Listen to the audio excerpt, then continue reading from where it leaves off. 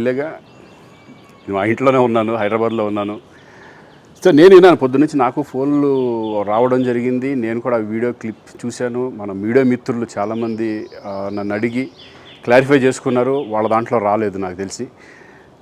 చాలా ఇట్లా శ్రీకాంత్ ఇలా బెంగళూరులో రేవ్ పార్టీకి వెళ్ళాడు, హేమ వెళ్ళింది, ఈ టైప్లో ఏవో వచ్చినాయి.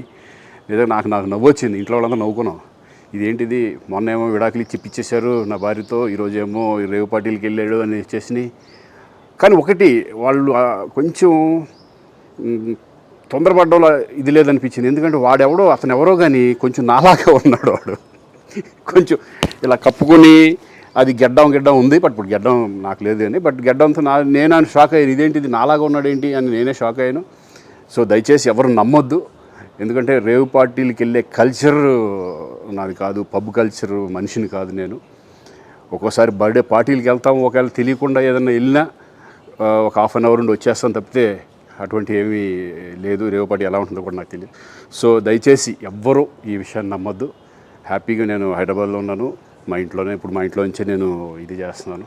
సో దయచేసి మీడియా మిత్రులందరికీ కూడా నేను చెప్పేది ఏంటంటే, ఏ విషయం కరెక్ట్గా తెలుసుకోకుండా మీరు కూడా థంబ్నైల్స్ పెట్టేసేసి, నా బొమ్మ వేసేసి రేవ్ పార్టీలో పట్టుబడ్డ శ్రీకాంత్ ఈ టైప్లో వేస్తున్నారు. కాబట్టి దయచేసి ఎవరు నమ్మొద్దు. అది అతను అలాగా ఉన్నాడు అనే ఒక విషయంలో మీరు పొరపాటు పడి ఉంటారని నేను అనుకుంటున్నాను. దయచేసి అది నేను కాదు. Thank you. ఇటువంటి అన్నీ కూడా నిజంగా కొంతమంది, వాళ్ళందరికీ నిజంగా థ్యాంక్స్ చెప్పుకుంటున్నాను నేను. కొంతమంది మీడియా మిత్రులు నాకు డైరెక్ట్గా తెలుసు కాబట్టి, వాళ్ళ ఫ్రెండ్స్ లాగా నన్ను ఇచ్చేస్తారు కాబట్టి, వాళ్ళందరూ నన్ను డైరెక్ట్గా అడగడం, నేను చూసి ఇద్దరు నవ్వుకోవడం, వాళ్ళు వాళ్ళ దాంట్లో వేయకుండా చూశారు కొంతమంది. వాళ్ళందరూ కూడా నేను థ్యాంక్స్ చెప్పుకుంటున్నాను. దయచేసి ఇవన్నీ నమ్మొద్దు.